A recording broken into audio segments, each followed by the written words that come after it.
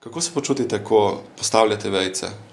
Če me sprašujete potem, kako se počutim, ko jih postavljam v svojem besedilu, jih postavljam pravzaprav tako samodejno, da ne morem o kakšnem posebnem počutju govoriti, ki bi mi ga zdaj vejice kot take vzbujale.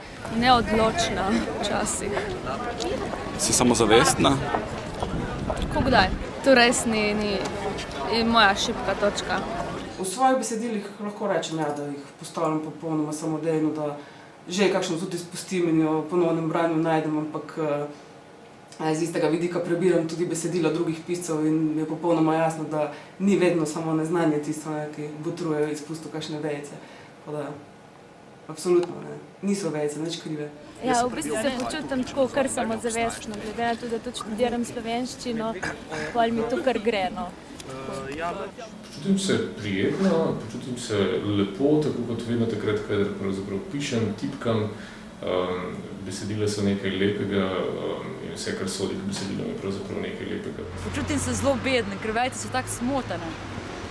Torej nisi nič samozavestna, nič ne verjameš vase? Ne, nisem samozavestna in ne verjamem vase, ampak ne verjamem vase, zato ker ne znam vejic postavljati. Ste samozavestni, ko postavljate vejice? Več ali manj, ja, čeprav bi profesor Korošec verjetno našel kakšno past, na kateri bi me dobil in kaj ne bi obvladal. Super. Hvala. Ok.